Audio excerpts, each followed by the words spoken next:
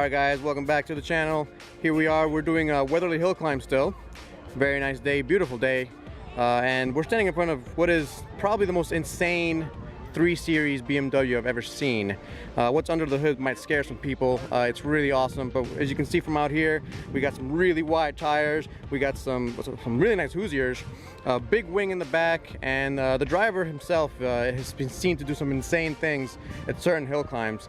Airborne is where this car is found most of the time.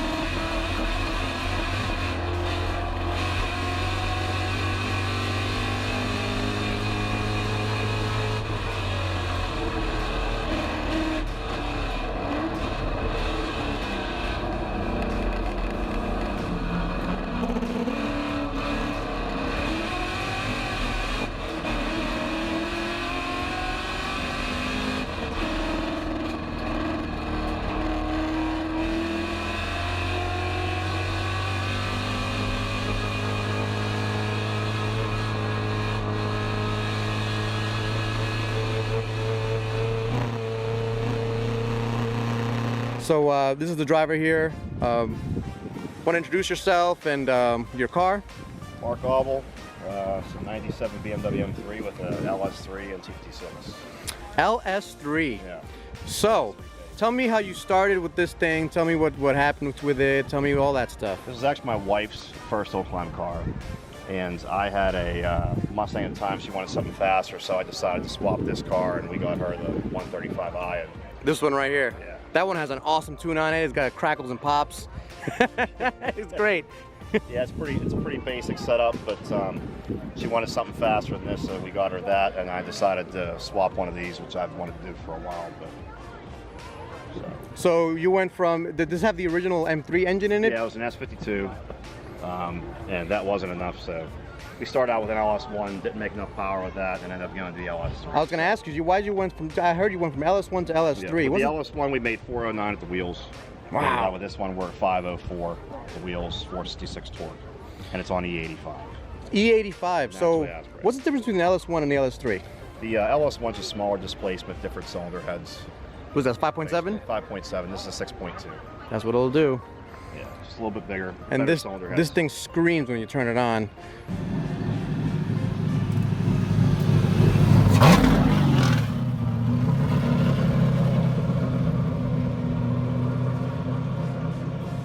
So it looks like you've gutted everything, but the main thing I want to see here, so it's black in the front, blue in the back. I know why that happened, yeah, but we lost the brakes at 140 miles an hour at some point last year and hit a wall.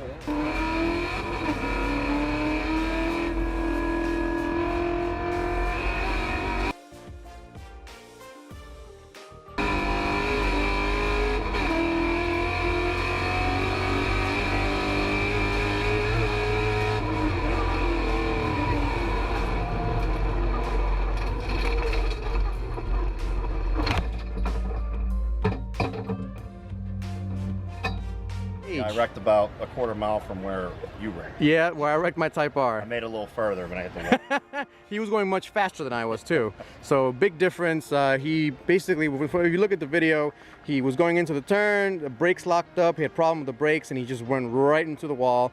They didn't work. They didn't work? There, that's what it is. Lost the ABS pump and just decided. The brakes just did not cooperate. That's I still have no idea what happened. It just had no brakes. So oh God! The brakes, and it just went. You see it in the video. You say shit. There and whatever. So we got rid of all the ABS, got rid of everything. There's manual pedals, floor pedals, and manual brakes, floor pedals, Tiltons.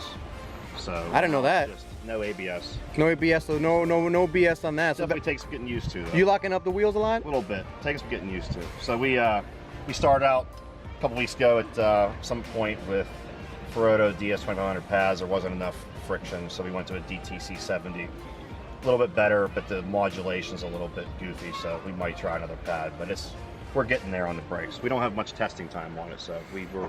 You tested it as we went to Summit Point a couple weeks ago. And then you tested basically in the race. Right. Yeah. We've got really no testing except for a little bit on the street. So. Wow. But we're getting it.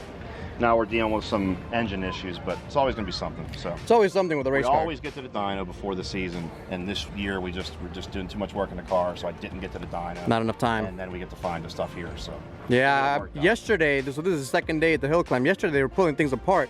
What happened yesterday? We worked. We have a misfire under 5,000 RPM. We thought it was an O2 sensor, which it shouldn't be, and we chased that problem, and then we changed plugs, and then we found a spark plug while it was burning through. We changed that, and it's still messed up, so we don't know what's going on. man. We're gonna probably try a map sensor later and see what's going on. Well, hopefully that fixed it. So it's just one of those things where we're chasing our tails with it. So we got to get it. We got to back home, get on a dyno. Yeah, we'll find out the problem there. It's one of those things where we like to get some testing done before the season.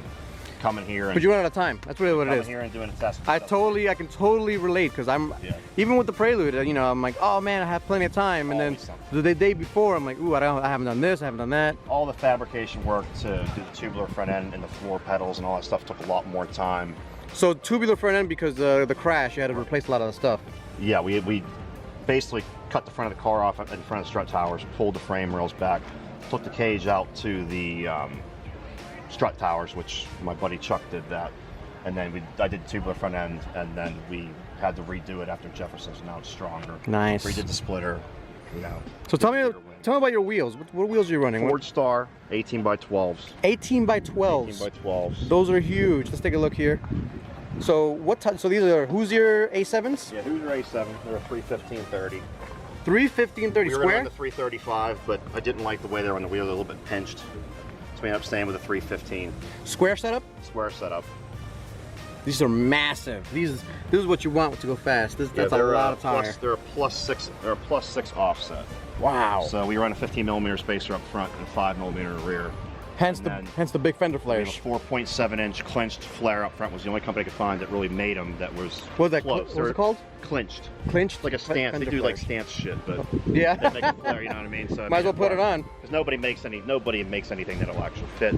We were gonna do metal ones, but ran out of time, so this works. So that's a 3.9-inch flare in the rear, and this one's.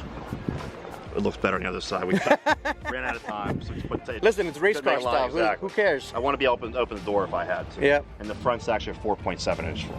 Awesome, man. So, and it just covers the wheels. And now, we're rubbing a tiny bit in the rear. You are. The problem we have is we found we have so much downforce in the rear that we're actually compressing the suspension too much. So we're going to probably get a little stiffer. So I see you got APR Performance wing with all that downforce. Yeah, it's a GT 1000. And it works pretty well, it sounds like. It's working pretty well. That's a problem. We'd not be able to get the track and seeing what it does over 100 miles an hour. It's now over the finish after 100 miles an hour. It's pushing the rear down so far that you're scraping. You can't get. The thing is, what's weird is at home, all the way maxed out on the bump stop. It's not touching anything. Here, it's pushing it down so hard against bump stops that it's actually rubbing against something. Damn. So, but we're running 800-pound spring in the front and 900-pound in the rear. I think we need to go up in the spring. Stiffer there, yeah. So definitely it's all stiffer. learning like this. The thing with not getting no testing, it's just it's fine. You got to test during the race, I guess. It's hard to test at home. Right. You can't. It's not exactly street legal anymore.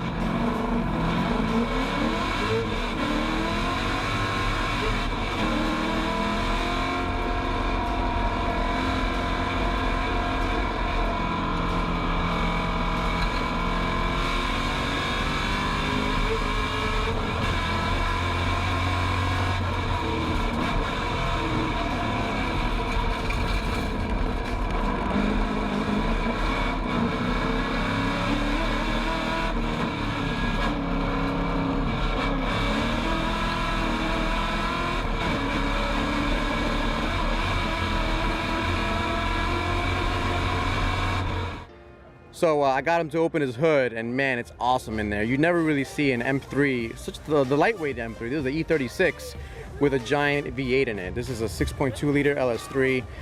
It fits in there pretty nicely, actually. I'm surprised more people don't do it. I guess more people should do it. Yeah? It's been done. Yeah, it's been done. It seems like a lot of it happens a lot of drifting. I don't follow drifting that much, so I don't know. So I was commenting before. I was looking at your camber. What kind of suspension are you setting up here? Fortunato 510s, which we went to this year. We were on ISC last year, which is a pretty cheap coilover, but they worked a lot better than you'd think for the money. But this works a lot better with the 510. Fortunatos are probably the best. Good. They're the best in the business, I think. Really good. Every car that has, every fast driver and car has Fortunatos. That's what I've seen. That's what I've been seeing. A lot of people use a lot of stuff, but yeah, it's pretty good. I'm really happy with them so far. We're 4 degrees negative camber in the front, 2.5 degrees negative camber in the rear. And that must a little bit of toe out in the front, and a little bit of toe in the front. That must feel good when you're getting in the turn, banked, and get all the grip in the world. Well, we're on such old tires, we'd be better off. Also on 4-year-old tires, so there you go. Lots of problems this weekend. So I see there's no headlight or anything. I like that. No, we just kind of cut the lenses off and just, you know, rib nuts and, you know, Allen heads and just put them in. But I was too cheap to buy the carbon ones. Oh, don't buy the carbon ones. If anybody, you know, out there wants to send, you know. So I got a question. So I see the front is kind of blocked off. Why is that? Better airflow? Yeah, there's really no reason to have this open. So this is a really high drag area. But the thing is, this isn't really doing anything because ran out of time to actually duct the radiator. So, you know, that's the one thing we just didn't get done before we got here. That will get done. So you're going to open it up and put the regular grills on? No, we'll still have it closed, but it'll just pull air from down here. Got it. And get the front will be ducted in, then it'll just escape out the rear. This will be all closed in as well. These are the things we just didn't have time to do. The wheel wells will be closed in. This will be a lot of people leave that open. Yeah, the drift guys will leave though, but that's it doesn't help with drag. Yeah, it doesn't, because all the airflow is trying to go out the hood. So I do have a vent, but you want to have the wheel wells closed. You want to have the front of the radiator ducted in, and ideally you would have the rear of the radiator ducted out. But with this car, it's pretty tough. There's just not much room up front to work. So who does all the welding? I've done some. The ones that are terrible were me. The ones that look good are either a friend of mine, Dan, or Chuck. Hey, it's better than me. I don't do any welding. I can make things stick, sort of, and when I need somebody to actually do it correctly, then you get somebody else to do it. Fair enough. Usually, they come over and fix my screw. And I see you got. So what are these canisters here? Those are actually for they're breather tanks for oil. Okay. So we have dry sumps? No, it's actually just a wet sump system for now. Okay. It needs a dry sump badly. Every corner we're down below 15 psi oil pressure. But it's all junkyard shit, so I really don't care. That's right. But we're on road course. It's pretty bad, but here it's not too bad. We just don't see the sustained G's here. I have a baffle in the pan. That's a surge tank for the coolant. Yep. So a surge tank for the coolant, and then the overflow is here.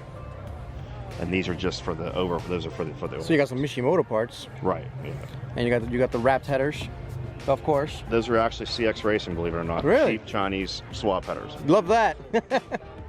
The whole. This is budget. Yeah, the whole swap kit is all CX Racing, which is, for the money, it's not Now, terrible. what did the swap, the engine, what did just the swap cost? Doing the whole entire swap initially with the LS1, I had about $6,000 in it, but I did most of the work myself. The guy that did, a friend of mine, Kurt, did the cage. He did some of the work with the exhaust, but I mean, it was basically all as cheap as we could do it, so it was a lot more than we expected to put in it. But everything is junkyard.